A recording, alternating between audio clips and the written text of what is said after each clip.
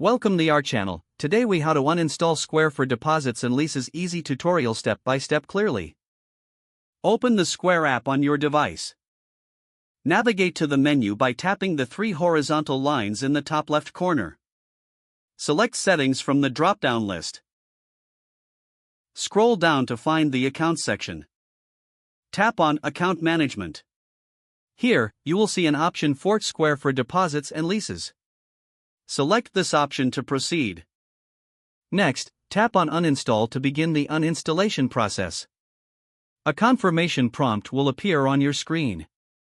Read the information provided carefully. If you're sure you want to uninstall, confirm your choice by tapping Yes. Wait for the app to complete the uninstallation process.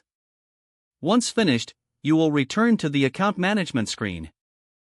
At this point, the Square for Deposits and Leases app will no longer be on your device.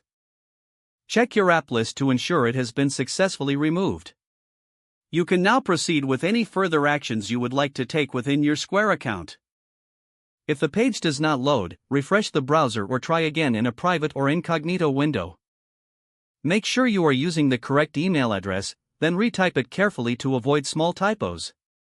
If your password is not accepted, use the reset option and create a new strong password you can remember.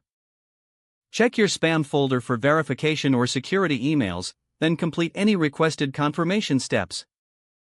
Enable two-factor authentication if available to improve account security and reduce unauthorized access risk.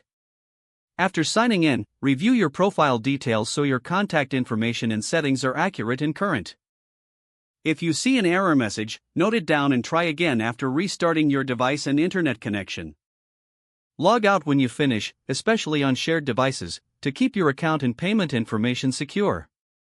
If the page does not load, refresh the browser or try again in a private or incognito window. Make sure you are using the correct email address, then retype it carefully to avoid small typos. If your password is not accepted, use the reset option and create a new strong password you can remember. Check your spam folder for verification or security emails, then complete any requested confirmation steps. Enable two-factor authentication if available to improve account security and reduce unauthorized access risk. After signing in, review your profile details so your contact information and settings are accurate and current. If you see an error message, note it down and try again after restarting your device and internet connection.